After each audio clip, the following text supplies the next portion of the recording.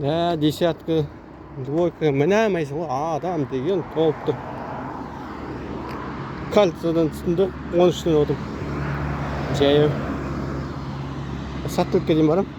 Көрем енді автобуста орын болса. Болмаса жаяу үйге дейін барам. Бұрындары жаяу жүретін бе? Үйге дейін.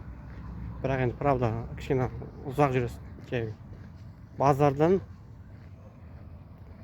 Фиалкадан үйге дейін мен примерно жаяу бірле жүргенде 3 сағат жүрген. Енді мына Саттылықтан Кальцияны білмеймін қанша сағатта жүретін. Максимум 1 сағат шығар. Жаяу жүрген кішкене аяққа да пайдалы. Бірақ енді күні бойы жұмыс жасағаннан кейін жаяу жүргенде желание болмайды екен. Ладно, давайте.